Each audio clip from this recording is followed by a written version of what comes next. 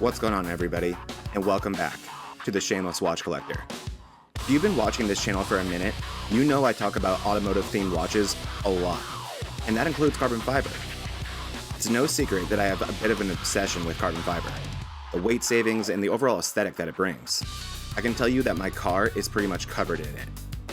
So when a Hong Kong-based brand called Atomi Shine asked the channel to review a piece from their lineup, I jumped at the opportunity when I saw this full carbon fiber watch in their catalog. It feels way overdue for me to finally own my first carbon fiber watch, but I have this one now. It's been on my wrist for a few weeks, and I'm ready to go in depth and tell you guys what owning a full carbon fiber watch has been like for me. Let's get into it.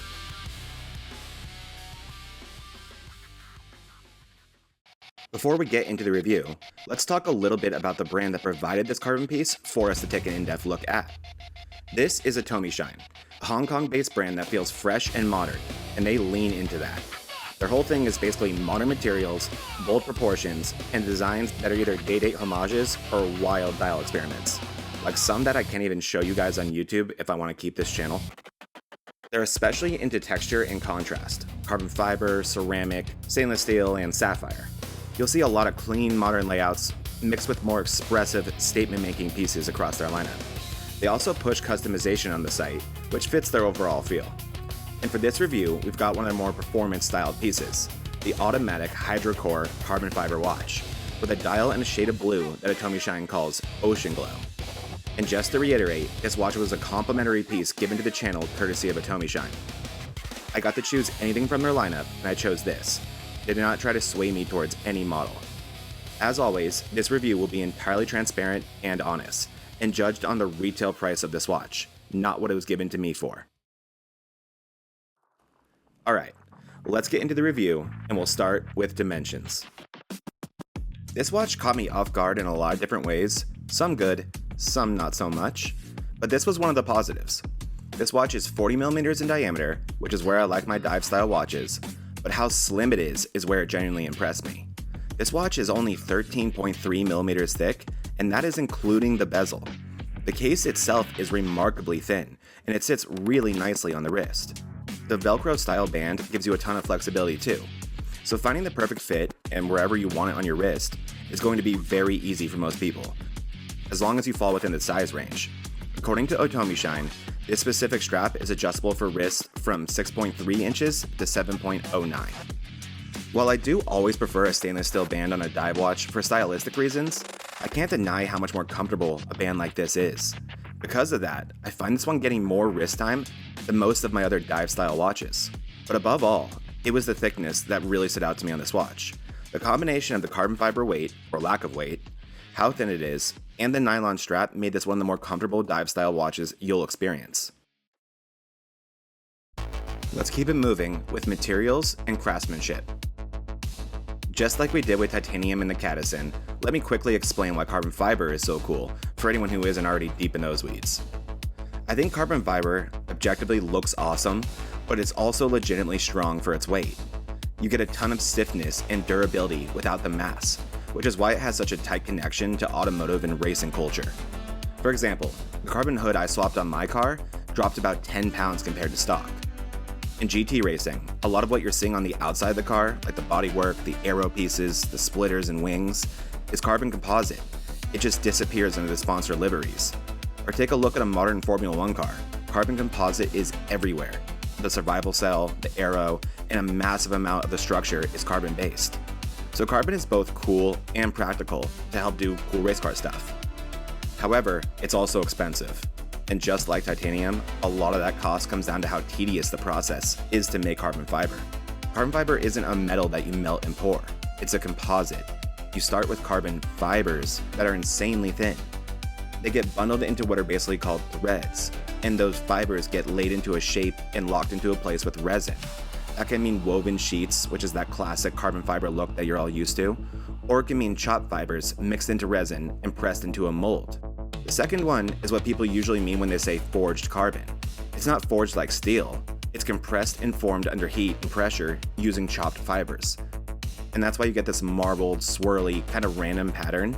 It almost looks like stone because the fibers are going in a bunch of directions instead of a clean weave. And that's what you're looking at with this watch. What's also interesting about carbon is that it's a material that's remarkably easy to replicate visually. Whether it's a wrap, a printed texture on something like plastic or metal, or even hydro dipping, there are a lot of ways to imitate carbon fiber.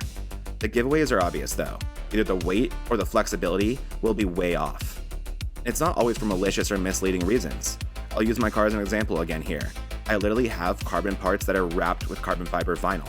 Because if you've ever owned a carbon fiber piece, you know how much it sucks to keep big ones from getting sun damage. So it could be something like that sometimes. But it's also fair to assume that for any popular piece offering a carbon texture, a lot of it isn't actually carbon fiber. And again, that isn't the worst thing. It really all just comes down to what you pay. Like if you guys remember that Bobo bird watch on Amazon that I showed off in a video, I got that one for around $15. So obviously at that price, I knew that was a fake carbon dial, but I visually still liked the look, so I didn't mind. On higher end carbon fiber watches though, I think it's important that they commit to authentic carbon and deliver the lightweight feel associated with it. And I'm very impressed to say, Atomi Shine has the best execution of that I think I've ever seen. This 40mm dive style watch only weighs 59 grams with the strap. That is the exact same listed weight as the Cadison Ti7 that we just took a look at and has a very similar strap setup. But that one was not a dive style watch. That one did not have a rotating bezel sitting on the top of it. That is unbelievably impressive by Atomi Shine. Let's compare this to other carbon fiber watches out there real quick. First up, one of my favorite carbon watches out there, the Tissot PRX Powermatic Carbon. This one is listed at 75 grams, and this one is not a dive style watch. This one is from a company called Simply Carbon Fiber. They don't really know watches, but they do know carbon. So this is a quartz sports style watch. This one again, 71.6 grams. This case style right here, 130 grams with the strap. This Shinola Forged Carbon Monster Diver is probably the closest thing in terms of the case, but it's all the way up to 45mm, so that brings it up to 120 grams. Oh, and it's $3,000. I looked high and low and couldn't find any watch that came close to executing carbon fiber this well when it comes to weight, so hats off to Atomi Shine for that. Regarding the specific carbon fiber used here, or the materials, I don't have much, besides that it's listed as aerospace grade carbon fiber. Starting to think there might be something to this whole aerospace thing after all, since both this and the Cadison were 59 grams. However, Atomi Shine does point out that the same aerospace grade carbon material is used on the strap clasp and the bezel insert, and it does all visually match perfectly, and the top of the strap clasp really does suggest this is authentic carbon like the case is, if you look at those little lines right there. There is absolutely no play on the bezel, it's aligned perfectly, and it has a really satisfying premium click and feel.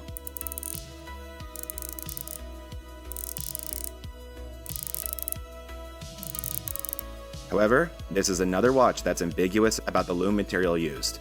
All we get is quote-unquote long-lasting luminescence. And it's surprising they didn't say more here, because the lume structure is really cool, using both blue and green, and it's very bright. You also do get a screw-down crown here, but man, the water resistance would not make you think that. You only get 30 meters of water resistance here, which is why I've been referring to this only as a dive-style watch, because it needs about 170 meters more to be considered a true diver. And I gotta say, I don't know if I've ever seen a WR rating this low on a watch with a screw-down crown. Maybe Atomi Shine is just being conservative and honest about their water resistance, instead of saying it's 100 meters when in reality it's 30, which I think we all know is happening far too often nowadays. And I did look at their other watches, like their stainless steel dive style watches and their other carbon watches. They were all rated at 30 meters, so this is consistent with Atomi Shine. And let's wrap up the materials section with the strap. So when I chose this watch, it was a tiny image on this huge PDF of a catalog that had like 100 watches on it. All I could really tell was that it was carbon and I liked the shade of blue. I did think the strap was silicone. So when the watch was delivered, I was initially a little surprised and kind of disappointed. But I gotta say, this strap has really grown on me. Atomi Shine calls it high-density nylon fabric on the outside and water-resistant calfskin on the inside. The calfskin inner portion is a big part of why this watch is so comfortable. I do really love the color and the two-tone black and blue design on the nylon exterior. It all flows perfectly with the watch. I don't think the Velcro looks particularly cheap either, but I'm also someone who doesn't think it looks cheap on like the Moon Swatch, so I think that's very subjective. So while I do think this strap can feel a tiny bit inconsistent with the price of this watch and the quality of the carbon, I think it was all about the lightness here. Keeping this piece feather light and comfortable, and Atomi Shine pulled it off really well. Let's keep it going with our next category, movement. This automatic watch is powered by the Seiko NH35 movement, a very common and reliable 24 joule movement with a 41-hour power reserve. It's not visible through the case back, which again has a lot to do with the carbon case and backplate, keeping everything super light. And I actually do like how this case back looks. Atomi Shine was just so committed to keeping this watch light that I can forgive a lot of stuff like a sterile case back. For example, that Shinola Monster uses a stainless steel case back plate, and the Tissot uses a transparent one, which may have something to do with why both are heavier overall. So I certainly don't have anything bad to say about the NH35 being used here, or it not being shown off. There's plenty of reasons why this movement is used so often, and it's always a solid choice. So let's go ahead and move on to dial and design. First, let's talk about how this carbon looks. The carbon on this watch has a forged look and it looks extremely textured, which I did really try to capture in these photos. It looks like you'd be able to feel the texture a lot, almost to where it would be uncomfortable. But due to all the clear coat used on the carbon here, you can actually barely feel it. It feels entirely smooth on the front and sides of the case, and you can just kind of feel it on the back plate, where the texture does look the deepest as well. But it doesn't affect the feel on wrist at all. When I first got this watch, I actually didn't really like this whole textured look. But this is another thing that's really grown on me over time. I love the way the texture catches the light in the sun and adds a really cool effect to the carbon. And I think it further adds to the carbon looking authentic. I also love how the bezel inserts and buckle hardware perfectly match the case. These are not the carbon inserts that you can buy on AliExpress, where the vast majority of them are not even real carbon fiber. This is definitely the same material they used on the case, so everything looks very seamless and consistent here. And like I said earlier, I really enjoy the lume colors and the strap colors. Everything is very thoughtfully designed in this watch, which I really like. However, there are a few things that I think could be improved. First off, I'm not crazy about this shade of blue in person. It certainly changes a lot based on the light that it's in, as you can see from these photos, but it spends a lot of time looking like that pale, icy blue, like the photo on screen right now. I wish it was a bit more bright and saturated, like the photos that you see online, and this shade of blue also really washes out the text on the watch. You can barely see the Atomi Shine logo or the text on the bottom, which I'm not necessarily complaining about, but I thought I should note. I also wish there were a few more little design touches here, like something on the screw down crown or stamped on the strap, or maybe some personality in the hands beyond the basic seconds hand and the Mercedes hour hand. However, you do get sapphire crystal covering this dial with anti-reflective coating, but as you can see from the photos, there is still some glare, but it's overall a nice looking crystal.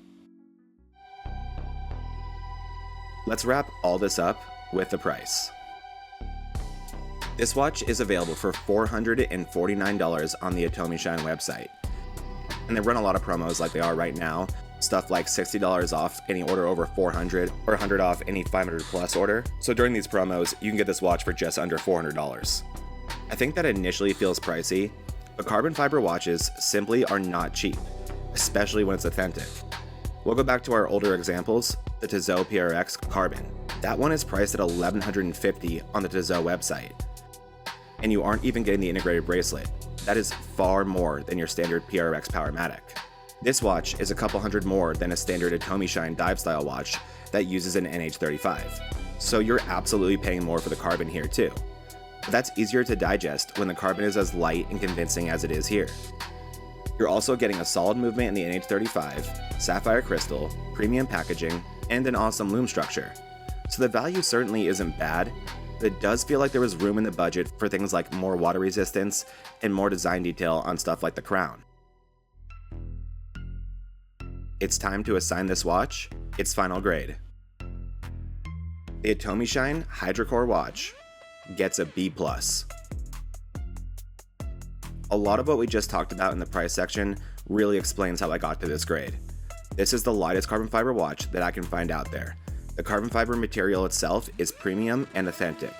It uses a proper automatic movement, and the attention to detail on keeping everything consistent is exceptional. Things like the bezel insert material being consistent with the case make this watch feel really high quality. And at $449, with the potential to get it for under $400 with promos, it's certainly not cheap, but authentic carbon fiber watches never are. So if you're going to spend the money on a real one, I do think this one is certainly worth considering. It's hard to find a watch that goes this all in on carbon and executes it this well. However, shortcomings like specifics on the loom material, a dial color that leaves a little to be desired, little to no small design details, and only 30 meters of water resistance on a dive style watch kept it away from A territory. I'll leave this watch linked in the description so you can check it out for yourself, as well as the entire Atomi Shine collection. They have a massive catalog of watches, and even more carbon ones that I hope to get my hands on soon. And that's going to do it for this review.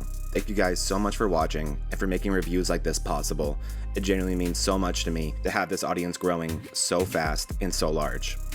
There's more watch reviews coming soon, including more carbon pieces actually, that I cannot wait to show you, as well as some more brand guides and list videos that I'm very excited to drop. So stay tuned and make sure to like, share, comment, and subscribe, and we'll be giving away another watch at 5,000 subscribers. But until the next video, Shameless Watch Collector, signing out. And always remember, it's not that serious.